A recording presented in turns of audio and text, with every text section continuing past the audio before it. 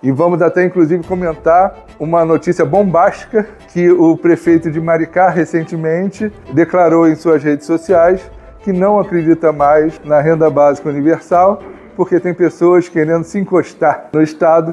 Então nós vamos comentar isso. Não sei se todos sabem, mas eu fui eleito há 15 dias atrás vice-presidente da Rede Brasileira de Renda Básica. Obrigado. Tive também a honra de participar como coordenador do grupo de trabalho que foi criado no ano passado, a pedido do presidente Lula e insistentemente a pedido do Suplicy, para fazer um estudo da transição do Bolsa Família por renda básica universal. A gente entregou um relatório final no dia 12 de dezembro, lá no Palácio de Itamaraty. Infelizmente, o presidente Lula estava internado, que teve aquele problema da queda da cabeça. Eu tive a honra de apertar a mão do presidente em exercício, Geraldo Alckmin. Recentemente, no mês passado, fui entrevistado por um jornalista do UOL e uma pergunta que ele me fez foi por que não foi implantado até hoje a renda básica universal. Eu estudo isso desde 2007, Já em 2016 eu participei do Congresso da ABIAN na Coreia do Sul, 2017 em Lisboa. 2020 eu participei de um colóquio em Angola. 2023 eu também fui convidado para dar uma palestra na Universidade de San Diego da Califórnia, o que também fiquei muito feliz, mas foi uma pergunta que me impactou. Cheguei a algumas análises. A gente apresentou no dia 27 um vídeo que foi a conversa dele com o Philippe Vampares. Tem um pedacinho que é uma pérola, que quando o professor Philippe Vampares fala que ele esteve aqui no Brasil, se não me engano, em 1990, uma data parecida dessa, e eles foram na comunidade de Paraisópolis, o senador Suplicy chegou lá e fez toda uma defesa sobre a renda básica, como era importante, e logo depois dele subiu o presidente Lula, na época candidato, e colocou que o Estado não deveria dar esmola para as pessoas, que deveria dar emprego. Uma das coisas que eu vou relatar, primeiro, uns 4 motivos principais, digamos assim, de por que não foi implantada, e tem um motivo que permeia tudo isso, que é a questão do medo do mercado e dos empresários, do próprio governo, das pessoas não quererem trabalhar, e aí eu trago uma proposta de solução para isso. E vamos até, inclusive, comentar uma notícia bombástica que o prefeito de Maricá, recentemente, declarou em suas redes sociais que não acredita mais na renda básica universal, porque tem pessoas querendo se encostar no Estado. Então nós vamos comentar isso. E eu coloco o seguinte, que a gente tem que escutar esse alerta com seriedade e importância. Foi o primeiro governante que acreditou na ideia e implantou, e depois de 12 anos está trazendo esse relato. Está indo de acordo com a proposta que eu estou colocando como uma necessidade e de uma solução para a implantação. E nós vamos ver aqui, superando a resistência à renda básica, Bolsa Trabalhador como uma ponte para um futuro mais justo. Então eu vou falar dos erros recorrentes da proposta da renda básica, na minha humilde opinião, todo mundo faz o que acredita ser o melhor, e eu vou fazer uma pequena crítica para que a gente possa refletir sobre esses assuntos. Não sou o dono da verdade, só vou dar meu ponto de vista. No terceiro, paradigma do trabalho na história. Isso é um dos grandes empecilhos da implantação, esse conceito de paradigma do trabalho como dignidade e o ócio como vício. Daqui a pouco a gente vai se aprofundar nisso aí. A relação do emprego com a política e o voto, que eu já me antecipei, que o presidente Lula é do Partido do Trabalhador. Dá voto quando ele fala que ele vai gerar trabalho, vai gerar emprego. E se ele fala qualquer coisa diferente disso, pelo paradigma da sociedade, entender que o emprego está associado à dignidade e não dá voto, quando você fala que você vai dar distribuição de renda, que vai dar direito, não dá voto, então isso é um dos motivos que está impedindo a implantação da distribuição de renda. A busca de solução imediata com valor elevado. Essa é uma questão significativa. Eu tenho um grupo de colegas dentro da Rede Brasileira de Renda Básica que defendem um valor de R$ 637 por pessoa. E a líder dessa parte dentro da Rede Brasileira de Renda Básica é uma pessoa que eu tenho uma admiração intensa, admiro, respeito muito ela. E quando eu fui argumentar com ela que R$ 637 por pessoa daria um valor de distribuição de 1 trilhão e 750 bilhões de reais, que não seria viável, a resposta dela para mim foi: Lessa, eu não faço conta, eu vejo a dignidade humana. E aí tem uma desconexão com a economia, com o lado fiscal e com a realidade, o que inviabiliza a implantação da renda básica. A gente tem que tomar muito cuidado sobre essa questão, por isso que eu entendo que é necessário, em vez de ter um valor alto, e eu vejo isso muito, que os políticos querem achar uma solução para hoje, dentro do mandato deles, não é para daqui a 30 anos, tem que ter a solução imediata. Mas os dois melhores cases de sucesso do mundo, que eu entendo como o case do Alasca e o case de Maricá, no Alasca, em 76, começou o acúmulo de dinheiro no Fundo Permanente do Alasca, e só após 1982 começou a distribuição de renda, e começou com um valor modesto de $50, e no ano passado superou $3.000 por pessoa anual. Então, foi um valor pequeno que foi crescendo. Então, é importante ressaltar. Em Maricá, eu tive conversando com o vice-secretário que implantou, e também já tenho mais de 10 vezes que eu fui lá e fui recebido pelo Diego Zaidan, que foi o secretário responsável pela implantação, mas o Zé Carlos que me passou essa informação sobre o secretário, que quando foi implantado a distribuição de renda em Maricá, nem a população acreditou, só 42 pessoas se inscreveram no programa e com uma distribuição inicial de R$10 por pessoa. Hoje nós estamos com R$230 para mais de 100 mil habitantes. Há de se ressaltar também que quando Maricá começou, não tinha os royalties de petróleo. Isso é uma decisão política e depois vai se achar soluções financeiras para viabilizar o processo de uma forma melhor. Na realidade, o processo do Alasca também começou antes do petróleo, foi com 3% da pesca pelo prefeito Jay Raymond, mas também não vou entrar nesse detalhe, senão daqui a pouco ele vai brigar comigo, que o tempo vai acabar. E aí eu trago aqui duas experiências dentro dessa linha de alto valor, que é o caso da Finlândia, que foi distribuído €560 por pessoa, foi feita uma seleção de 2.000 pessoas de forma espalhada entre os anos 2017 e 2018, igual na Itália, quando mudou o governo, passaram o cerol, e que teve relatório de resultados muito positivos na saúde mental, autoestima, sensação de segurança. Na Alemanha fizeram um projeto com distribuição de €1.200 por mês e também como experiência para 122 pessoas, que também gerou um relatório muito favorável, muito positivo na qualidade de vida, engajamento social. No entanto, apesar dos resultados promissores, ambos os projetos esbarraram no limite estrutural. Os valores elevados inviabilizam a expansão para toda a população.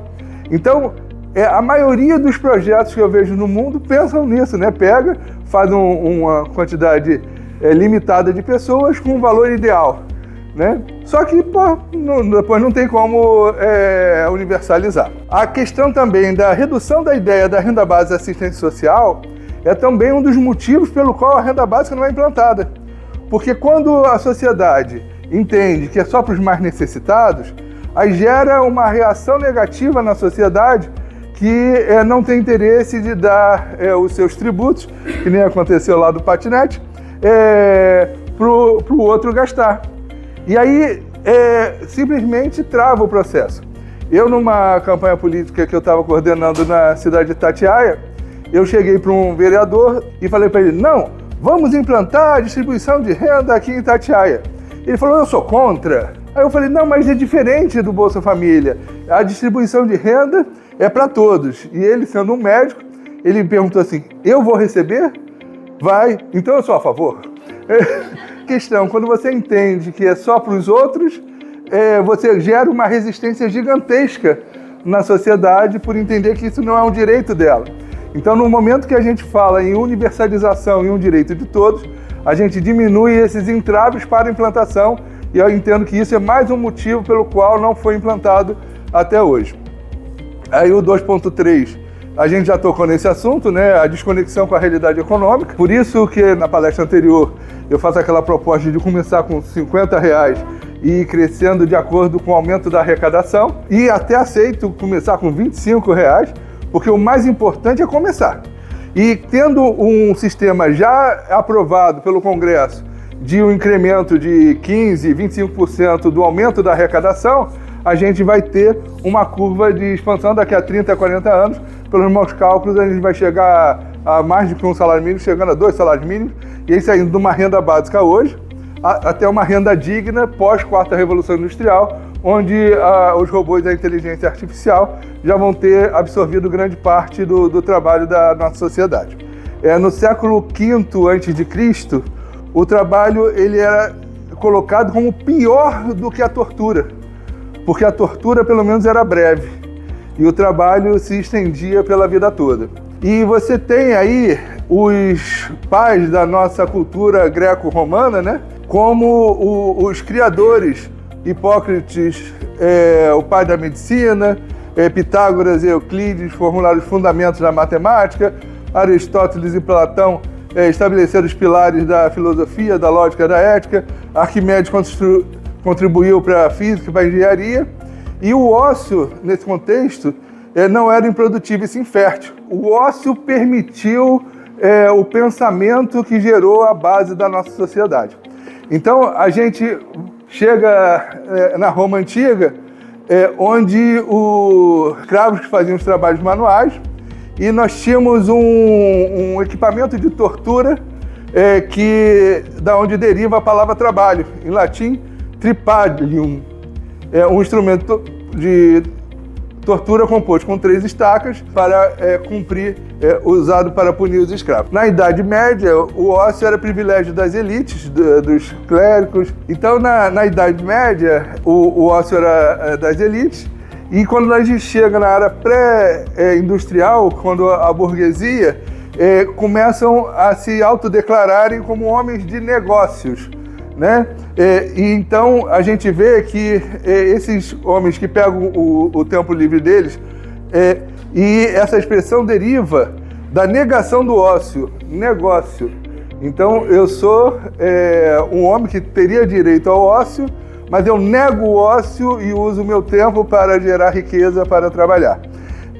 E aí existe uma alteração no paradigma que coloca o trabalho como a forma de gerar dignidade do ser humano, e o ócio passa a ser associado a um vício. E Freud chega a falar que para o homem ser feliz, ele só precisava de 2 coisas, de amor e trabalho.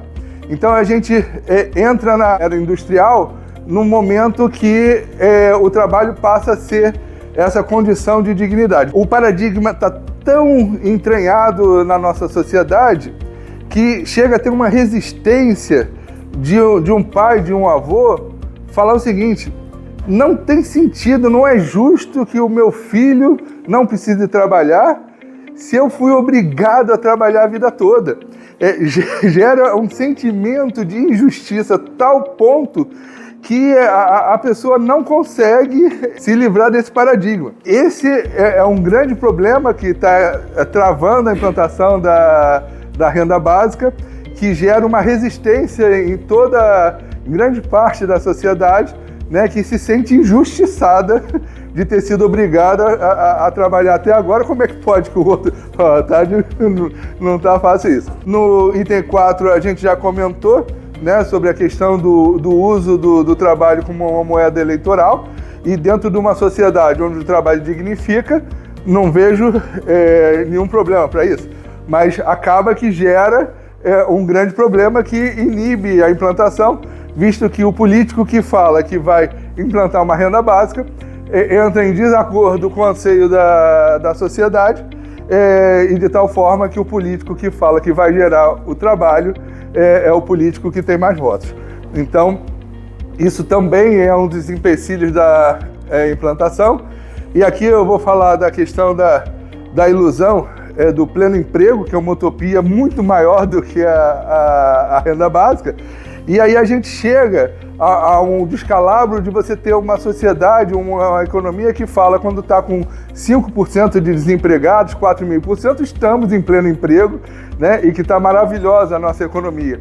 Então você pega e, no caso de uma população ativa de 100 milhões de pessoas, como no Brasil, nós estamos falando que 5 milhões de pessoas estarem desempregadas é uma coisa positiva, né? Eu gostei muito dessa frase aqui, que o trabalho sendo tratado como uma única via legítima para o acesso à alimentação, moradia e dignidade, permanecem num deserto de desamparo.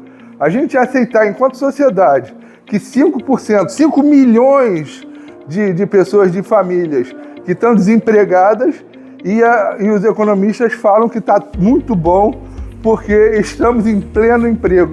Então, isso é um absurdo dentro dessa realidade. Aí, aqui a quinta, já estamos chegando perto do final, é a questão da crítica do Quaquá, né? Isso é um alerta importante para os defensores da política. Foi um dos primeiros gestores, como eu já falei.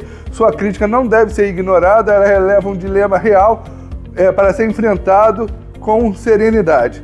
Pode subir, né? Ele já falou sobre essa questão dos 230, uma mãe solo com 2 filhas dá 690, mais os R$800 do Bolsa Família. Então nós estamos falando aí de R$1.400, que está bem perto de um salário mínimo.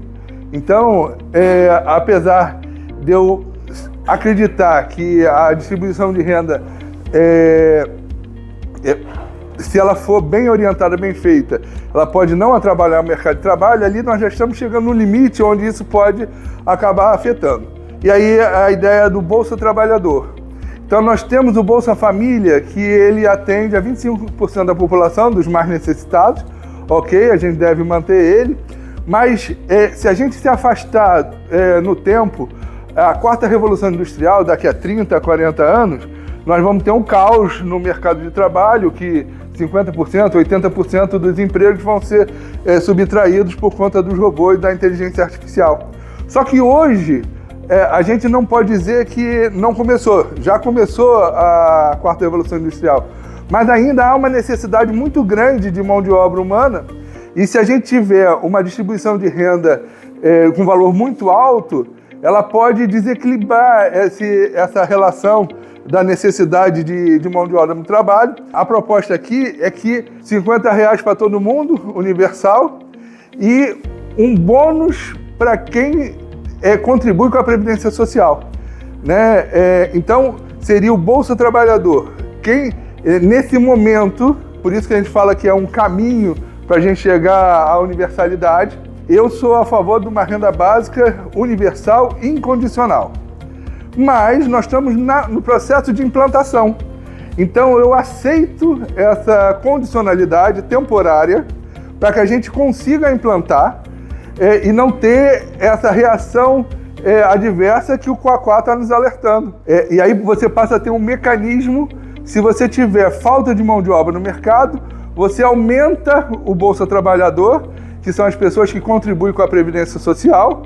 Agora, quando for chegando na 4ª Revolução plenamente implantada, e aí você pode equilibrar e aí você chegar num ponto de igualdade e universal e incondicional. Qual seria a solução para a gente conseguir viabilizar esse problema que o Quaquá está relatando?